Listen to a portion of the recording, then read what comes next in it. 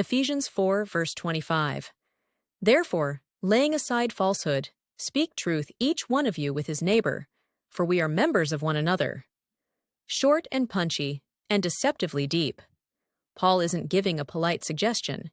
He's describing how people who belong to one another behave. Let's unpack it and make it practical for today. Laying aside falsehood. This is active language. It isn't just don't lie as a passive rule. It's a deliberate choice to remove falsehood, like taking off a heavy coat you don't need. Falsehood can be outright lying, sure, but it also includes exaggeration, selective silence, gossip, spin, and the small evasions we tell ourselves to avoid discomfort. Paul calls believers to take those off because falsehood corrodes trust inside the body of Christ. Speak truth with his neighbor. Neighbor here points to the community, the people around you, especially other believers, but also anyone you relate to. Speaking truth is relational, not merely factual. It means telling the real story about your heart, your actions, and the situation at hand.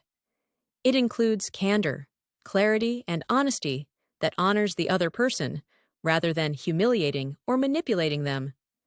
For we are members of one another. Paul finishes with theology that anchors the ethics. We're interconnected. Your words affect the whole body. When you lie, you harm not just your reputation, but the health of the community. When you speak truth responsibly, you build trust, healing, and mutual flourishing. Why this matters today? Yes, even with emojis and doom scrolling. Online culture rewards quick takes, catchy half-truths, and performative outrage. Those are forms of falsehood that fracture relationships, even within churches. Workplaces and families suffer when people spin narratives to avoid accountability. That short-term protection often creates long-term damage. Honest speech combats polarization. Truth said with humility refuses to reduce people to caricatures. Practical ways to live Ephesians 4:25 now. No legalistic checklist, just useful habits. Pause before you post or speak. Ask, is this true? Is it necessary? Is it loving? Prefer owning your part. A single authentic admission. I was wrong, I'm sorry. Calms conflict faster than defensiveness. Replace gossip with restorative curiosity. Instead of repeating rumor, go to the source, privately, or simply refuse to amplify it. Practice speaking truth in love. That means telling the truth, but aiming for repair, not revenge. Tone, timing, and intent matter. Build small accountability rhythms.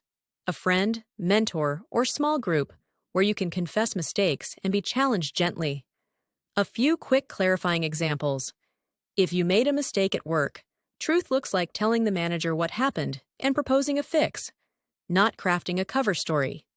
If your friend asks about a situation you witnessed, truth looks like factual reporting and offering to help, not embellishing to sound important. If you're hurt by someone in church, truth looks like a private conversation that names the hurt and seeks restoration, not a public takedown. Final nudge. Encouraging, not preachy. Truth can be scary. It risks shame, vulnerability, awkwardness. But Paul's point is hopeful. Because we're members of one another, truthful speech is the soil where trust grows. Lay down the falsehoods. Speak the truth, kindly, humbly, and bravely, and watch your relationships breathe easier. You'll make fewer enemies and more allies, and together, you'll be a healthier, more honest reflection of Christ's body.